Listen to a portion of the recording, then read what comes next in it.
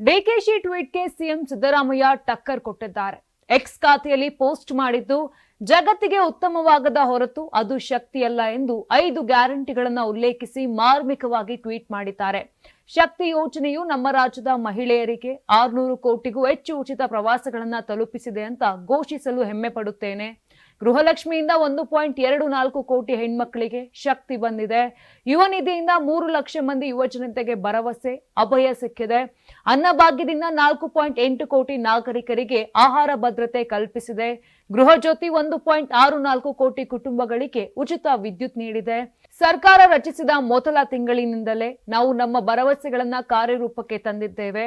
ಪದಗಳಲ್ಲಿ ಅಲ್ಲ, ಆದರೆ ನೆಲದ ಮೇಲೆ ನನ್ನ ಮೊದಲ ಅವಧಿಯಲ್ಲಿ 165 ಭರವಸೆಗಳಲ್ಲಿ 157 ಅಂದ್ರೆ 95%ಕ್ಕಿಂತ ಹೆಚ್ಚು ಈಡೇರಿವೆ.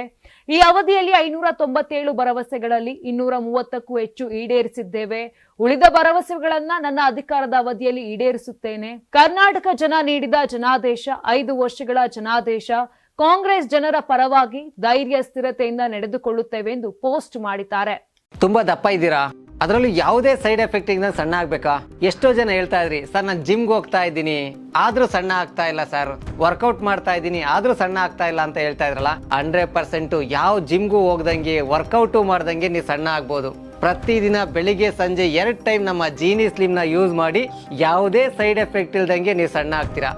ಯಾಕೆಂದ್ರೆ ಜೀನಿ ಸ್ಲಿಮ್ ಒಂದು ಉತ್ತಮ ಆಹಾರ. ನಿಮಗೆ ಮಾಧ್ಯಮದಲ್ಲಿ ಕೆಲಸ ಮಾಡುವ ಆಸಕ್ತಿ ಇದೆಯಾ? ಹಾಗಾದ್ರೆ ಕರ್ನಾಟಕ ಟಿವಿ ಡಿಜಿಟಲ್ ಮೀಡಿಯಾದಲ್ಲಿದೆ ನಿಮಗೆ ಒಳ್ಳೆಯ ಅವಕಾಶ. ಆಯ್ಕೆಯಾದವರಿಗೆ ಉಚಿತ ತರಬೇತಿ ಕೊಡ್ತೀವಿ. ತರಬೇತಿ ನಂತರ ಕೆಲಸ ಮಾಡುವ ಅವಕಾಶನೂ ಕೊಡ್ತೀವಿ. ಈ ಕೂಡಲೇ ನಿಮ್ಮ ಮಾಹಿತಿಯನ್ನ ಮೇಲ್ ಮಾಡಿ.